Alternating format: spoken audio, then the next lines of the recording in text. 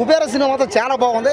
దేనికంటే సినిమాలో ఏంటంటే డబ్బున్నోడు, మిడిల్ క్లాస్ వాడు, ఎచ్చగడు, ఈ ముగ్గురు మధ్య స్టోరీ అంతా తిరుగుతుంది అనమాట.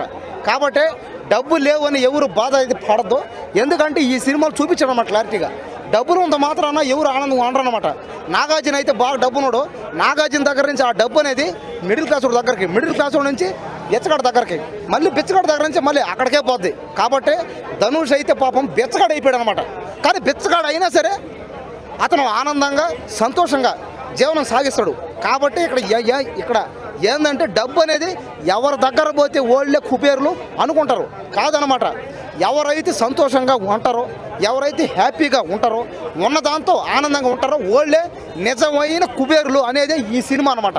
కాబట్టి ఖచ్చితంగా ఈ సినిమాతో అయితే ఇంకా నాగార్జున గారికి, ధనుష్ గారికి ఇంకా తిరిగి చూడబోలేదు. ఇంకా ఖచ్చితంగా సినిమా 1000 కోట్లు, సినిమా 1000 కోట్లు ఈరోజు చూసా 500 నేను మన ఆన్లైన్లో. కాబట్టి ఖచ్చితంగా ఈ సినిమా 1000 కోట్లు దాటేసింది. ఇప్పటికే సినిమాని ఎవడు అనగానే బాగలేదంటే ఓడికి నేనే ఇస్తా, నా సొంత డబ్బులు ఇస్తా. కాబట్టి సినిమా మాత్రం దయచేసి బాగాలేదన్నారు అక్కడెక్కడో. కాబట్టి సినిమా అయితే బాగుండేది మాత్రం ఏం కాదు. సినిమా అయితే చాలా బాగుంది. సినిమా ఇప్పటికే బ్లాక్ బాస్టర్ అంట. కాబట్టి బ్లాక్ బస్టర్ దాటేసి ఇండస్ట్రీ హిట్ కూడా అయ్యే ఛాన్స్ కూడా ఉన్నాయి. కాబట్టి ఇంకా నాగార్జున కానీ, ధనుష్ కానీ, రష్మిక మండన కానీ ఇంక వీళ్ళందరికీ తిరుగు లేదంటే ఇంకా రొమాన్స్ ఉంది భయ.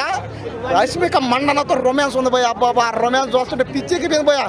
పుష్ప సినిమాలో అన్న ఇప్పుడే కుబేర మూవీ చూశాను. మూవీలో నాకు